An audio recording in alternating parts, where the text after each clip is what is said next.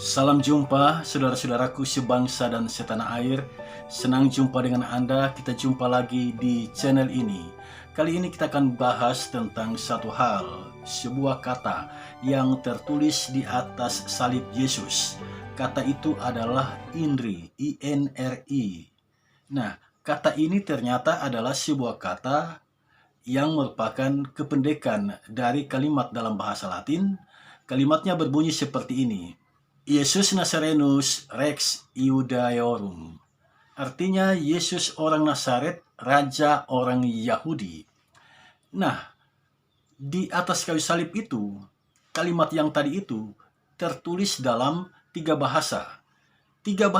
Bahasa Ibrani, Yunani, dan Latin. Yang tadi adalah bahasa Latin.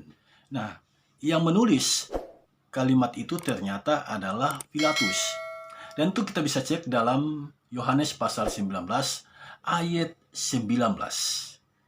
Nah, mengapa sampai Pilatus menulis kalimat seperti itu? Sebab untuk menyalibkan orang harus ada alasannya. Dan pada zaman itu biasanya ada 3 alasan yang diberikan untuk menyalibkan seseorang di kayu salib. Alasan yang pertama adalah orang itu adalah budak. Jadi seorang budak bisa saja disalibkan. Yang kedua orang itu memberontak terhadap pemerintah. Dan yang ketiga, orang itu melakukan perbuatan keji atau kejahatan yang besar. Nah, pertanyaan kita adalah, apa yang menjadi dasar dari Pilatus untuk menyalibkan Yesus? Nah, dasar dari Pilatus untuk menyalibkan Yesus yang dia tulis di atas kayu salib itu, Yesus orang Nazaret, raja orang Yahudi. Nah, apakah pernah Yesus dalam perjalanan kehidupannya mengatakan bahwa dia adalah raja orang Yahudi? Apakah itu pernah terjadi? Ternyata tidak pernah. Dalam Lukas pasal 23 ayat 3, Pilatus menanyakan itu kepada Yesus, apakah engkau raja orang Yahudi? Yesus menjawab, engkau sendiri yang mengatakannya. Artinya, Yesus tidak pernah mengatakan bahwa dia adalah raja orang Yahudi. Tidak pernah. Jadi apa yang tertulis di kayu salib itu sesungguhnya adalah alasan yang dicari-cari. Boleh kita katakan Yesus difitnah melalui kata-kata yang tertulis di kayu salib itu. Nah, dari mana sumber fitnah ini? Ternyata sumber fitnah itu dari orang Yahudi sendiri. Dari bangsa Israel sendiri. Para imam kepala menuduh Yesus, raja orang Yahudi, menuduh Yesus sebagai anak Allah. Pilatus sendiri ketakutan ketika Yesus disebut oleh imam-imam menganggap dirinya sebagai anak Allah. Dan Pilatus segera memeriksa Yesus. 3 kali Pilatus mengatakan dia tidak mendapati kesalahan pada Yesus. Bahkan istrinya mengatakan, jangan kau apa-apakan orang itu orang benar. Semalam saya tersiksa dalam mimpi karena orang itu. Nah, lalu bagaimana? Bagaimana Pilatus mau menyalibkan Yesus? Harus ada alasan. Apakah Yesus adalah seorang budak? Tidak. Apakah Yesus memberontak? Tidak. Memberontak terhadap pemerintah Romawi, karena pada waktu itu bangsa Israel sedang dijajah oleh bangsa Romawi. Yesus tidak memberontak. Malah dia mengatakan, berikanlah apa yang kamu wajib berikan kepada Kaisar, dan kepada Allah apa yang kamu wajib berikan kepada Allah. Yesus tidak memberontak. Kemudian yang ketiga, apakah Yesus melakukan perbuatan yang keji? Tidak. Pilatus telah memeriksanya, dan 3 kali Pilatus mengatakan, aku tidak mendapati kesalahan apapun pada orang itu. Nah, dari sini kita mengerti bahwa kata-kata yang diucapkan oleh Pilatus, kemudian itu dipahat, ditulis di atas kayu salib, itu semua adalah fitnah. Dengan adanya tulisan INRI di atas kayu salib, itu sesungguhnya sebuah penghinaan bagi Yesus. Mana ada raja yang tersalib, mana ada raja yang tidak berdaya.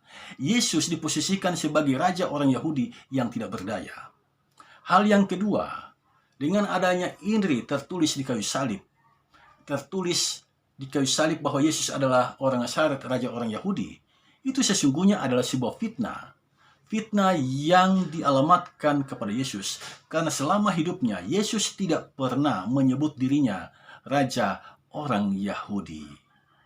Nah, saudara sekalian, semua petaka ini berawal dari lidah. Dari lidah yang kecil ini lahirlah fitnah, dan fitnah itu pada akhirnya mengantar Yesus pada kematiannya. Mengapa sampai Yesus difitnah? Karena orang-orang Yahudi sangat benci dengan Yesus. Kebencian membutakan mata mereka untuk melihat kebenaran. Pada akhirnya Yesus digiring ke puncak Golgota. Dia disalibkan di sana dan dia mati di sana.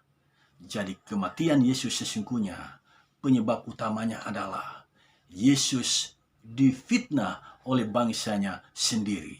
Dari sini kita semua diingatkan, berhati-hatilah dengan lidah kita. Lidah itu kecil, tetapi yang kecil itu bisa menjadi petaka bagi banyak orang. Dari lidah yang kecil itu, banyak orang mengalami kesengsaraan hidup, bahkan mengalami kematian seperti yang dialami oleh Yesus. Lidah memang tidak bertulang, tetapi kata-kata yang keluar dari lidah itu bisa lebih keras dari tulang, bisa menghancurkan hati manusia, bisa menghancurkan perjalanan kehidupan manusia. Karena itu mari kita berhati-hati dengan lidah kita. Ketika kita memfitnah seseorang, orang itu tidak tahu kita telah memfitnah dia. Tetapi ingat satu hal, Yesus sangat tahu perbuatanmu, sebab Yesus pernah difitnah dan dia pasti akan menjadi pembela bagi orang yang difitnah. Karena itu jika engkau pernah memfitnah seseorang, ingat dan sadarlah fitnah itu bisa menghancurkan orang itu. Segeralah jumpai orang itu, sebab jika tidak engkau akan berhadapan dengan Kristus. Sebab Kristus pernah mengalami betapa sakitnya difitnah. Dia yang tidak pernah menyebut diri sebagai raja orang Yahudi, difitnah sebagai raja orang Yahudi, dan pada akhirnya dia mengalami kematiannya. Jika engkau dilukai dengan pisau, dalam 1-2 minggu lukamu itu bisa sembuh.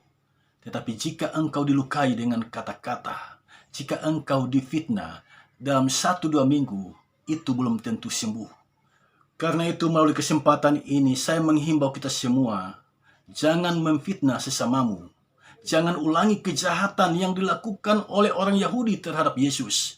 Mereka memfitnah Yesus dan menyebabkan Yesus mati. Jangan ulangi perbuatan itu. Mari kita terus belajar dan melatih diri kita, melatih lidah kita dengan mengucapkan kata-kata yang baik. Kata-kata yang menjadi berkat bagi sesama. Kata-kata yang menyejukkan hati sesama. Sebab Tuhan menciptakan lidah kita untuk memberkati orang, bukan untuk mengutuk, bukan untuk memfitnah orang. Kita semua punya lidah. Jika kita memfitnah orang, ingat, hukum tabur tuai. Apa yang engkau tabur, itu juga yang akan engkau tuai. Engkau saat ini memfitnah orang, engkau saat ini melukai orang dengan kata-katamu.